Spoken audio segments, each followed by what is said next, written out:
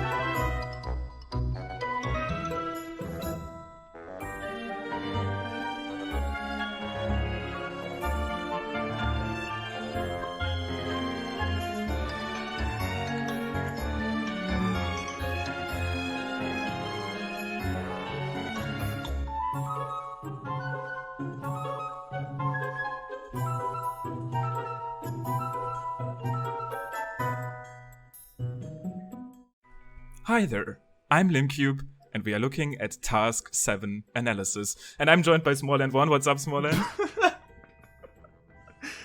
Hey, what's up? Smallland1. Task 7 took place in Cap Kingdom. Very many, actually, objectives that we had to complete this time. And as it turned out, it was actually our shortest task yet, as far as times go. Very interesting, but at first, the usual question, Smallland. Why did you want to have a task in Cap Kingdom? Well, it was one of the last kingdoms that we haven't been to yet, so I figured it would be a good one to pick. And looking around, there's really not that many checkpoints. There's the Odyssey, there's the one that we're seeing in top 4, and I think in top 25, and then there's the checkpoint up top. And so I figured that I would make a task that is doable relatively quickly from every checkpoint, but I wanted something that there's just so many different routes that are probably really close to each other, but it's still a really short task. Like, this task had the most amount of objectives. You have to get 8 things in this task, and it's the shortest one so far, so it's just an overwhelming amount of options. And so that's kind of what I was trying to do, is have a lot of things going on in a really short time frame. And incredibly, when I was experimenting around with this task, I basically had one baseline when it comes to routing, because obviously 2 objectives were kind of tied to each other, which is killing the Paragoomba and killing Mario itself. Kind of goes through your mind that you probably want to kill the Paragoomba in some way that you end up basically in the death zone below him. So that was kind of set in place. So when I was routing this, for example, I was thinking, okay, what's the shortest way between a checkpoint and a Paragoomba? Because there were so many lanterns and bonnetiers, I don't know the exact names, around, especially on this plaza checkpoint, that basically all you had to do is make your way to the Paragoomba as fast as possible and get the objectives along the way. That was definitely my idea too, is just get to the Paragoomba and then get everything else on the way. Yeah, because with so many options, all you needed to do is figure out strats to actually get these objectives fast. And let's look at top 4 here, what they decided to do to actually do just that. And we do have Circleback at number 1, just barely, it looks like, beating me on this one. And it's actually super interesting because we ended up having almost the exact same move, and I think he does one more jump and just barely beats me. That's yeah, it's so close. Like, if you were wearing the same costume, this would look like the same run. Yeah. For the first half of it. The only difference is really he does a second jump right there, and you just continue walking, and that might have been the few frame time save that... To be honest, his ground pound also was a bit higher, because I was going to bring that up. The best way that I found, obviously, to kill this Paragoomba would be some sort of ground pound. I've actually tried a little bit with a spin pound on the railing there, but I couldn't really hit the guy, like the Paragoomba. Mm-hmm. Ground pounding is the fastest falling speed, and if you were to jump on top of the Goomba, Mario would actually bounce. If you ground pound through him, you don't get stopped at all, so you can just basically fall through him. Mm-hmm, absolutely. And yeah, basically what both of us did in this one, it seems like. I actually found that first strat when I was messing around with the down throw dive start that most of us also did in Task 7. I actually only tried to hit the bonnet here. And then I realized how well you can actually use the chaining mechanism in this route specifically, because if you hit... You can't actually home to these cappy guys, bonnetier guys. They are not really considered capture or an objective for the game. So if you shake Cappy while being close to them, it would actually not hit them, but instead just fly somewhere. But if you end up hitting them, Cappy will still return. And the lamps, they are actually, the game considers them real objectives. So Cappy, as we see at the start here, will basically just latch onto them. And I used this chain mechanic circle, as we see also, used it 3 times here actually, for the first lamp, for the second bonnet here, and also for the last lamp. I really like that about this task, is you do 2 objectives with a single cap throw a bunch of times. It looks so stylish doing two things at once. Maybe 3 things really. You're moving with Mario and hitting 2 objectives. Watching these 2 runs is actually insane. I think he just barely ground pounds a little bit before me, but the rest looks almost identical. I wanna know if that double jump saved time. It doesn't look like it though, because he down throws at the same time, and he just I guess he downthrows at the same time, but his ground pound is earlier, I think. It's hard to say with it being so close. I think usually the double jump keeps your momentum a little bit better, so I'd say it saves maybe like a frame or two, but it's probably the bigger thing is an earlier ground pound. Yeah. To be honest, I think the way he probably found this route as well is also if you somehow stumble upon this beginning strat, the rest kind of like aligns itself. Like that's just the most logical objectives, I guess. But the opening strat, if I hadn't found that unintentionally, which this is what I just can basically tell people when they want to do tasks, just try a bunch of different options, and sometimes you just find something unintentionally. Like that was actually the same for me with the task 3, with the slope and the big bullet bill. Yeah. And sometimes you just find something unintentionally, and that actually ends up saving time. And this beginning strat, if I hadn't seen that, if that hadn't happened, I would have probably picked another route.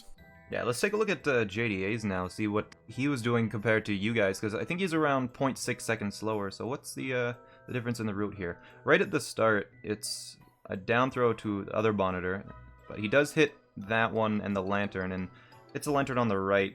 I do see a few spots where you could probably save a little bit of time with JDA's route here, but it's still really clean. Yeah, so initially looking at his route, I like it even more than what Circle and I have, because he doesn't have to go out of his way there to hit I think it's like a female bonneteer at the very end. And optimally, I would want to see if optimally this would potentially be even possible to be done faster than the first two here. Because he gets the first cap throw in really quickly, and I think this is a trap that some people might have fallen into, like trying to get too many objectives at the very start without moving, because you want to get moving as fast as possible. But the way JDA did it was actually super efficient. He got the fast hit in, he dived immediately over to the second bonneteer and the second lantern, hit that one as well as cap, he returned. And then, what I don't really like is his throw there. He could have maybe done some ICJ ideas as well, which is what we call like the roll cancel jump, where you keep your momentum. Yeah, to get that second lantern there, he does a dive instead of... Like, he cap throws and dives, and that kills all of his momentum. I think he might have been able to save some time if he roll boosted and then did a roll cancel jump instead there. Might have been faster. Yeah, that's one thing that I see, and the second thing, I haven't tried that route. There were obviously a ton of options. I tried a bunch of stuff. I didn't try this one, but he ended up getting a cap return jump going towards the Paragoomba, which basically gave him some. It looks like unnecessary height. I don't want to make that judgment call because maybe it was needed for him to hit the lantern, but I can't see it. And if he avoided both of these, like this looks too high for me. It looks like you would be able to make that work with some other movement, maybe.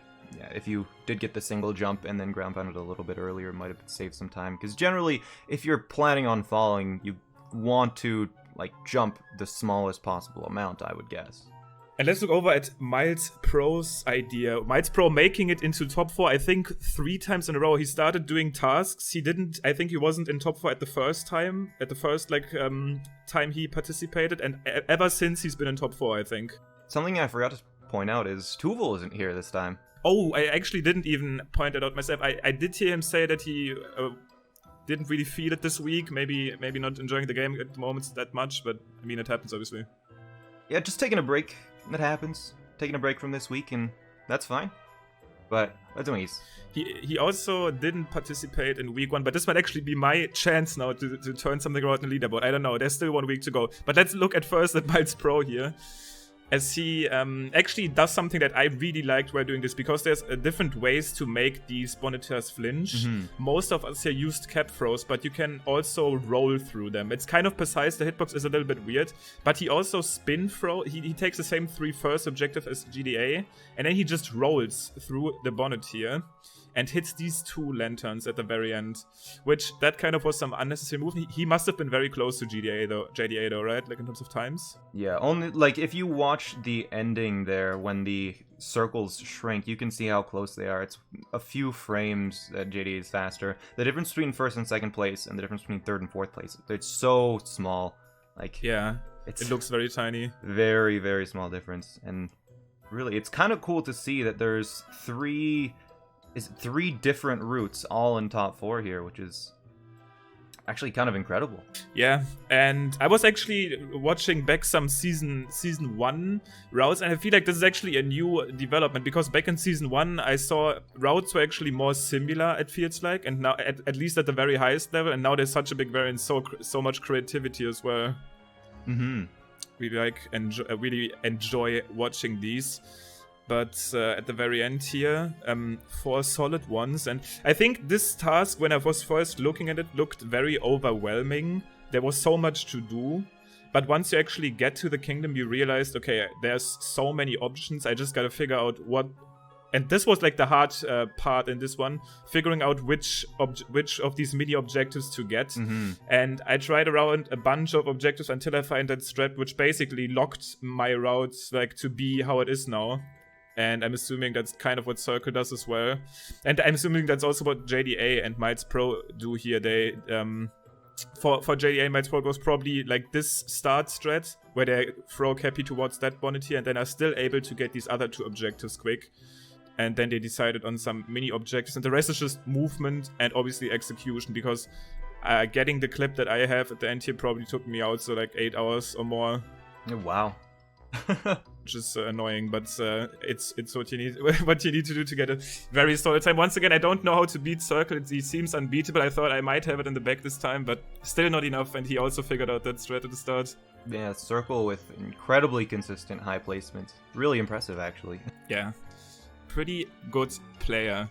But other than that, I am, as far as excitement for these tasks go, I think it's up there. It wasn't as frustrating to grind as something like the Ruin task, but I think tying the amount of fun I had with the Lake task is pretty hard. It was really like satisfying. I think you kind of had similar emotions to task 6. Was probably the most fun one so far for me, even though I didn't manage to place that well. But this one was still fun for me, not as frustrating as others. So doing these attempts for a good time here wasn't actually not too bad. Yeah, it was, I like this task too. It was one of the better ones for sure. I wonder though how many people got a really good run and then missed the Paragoomba, because that surely happened to me sometimes. Oh yeah. But yeah, definitely great results as always. Had a lot of fun to look at these unique and creative routes of these people.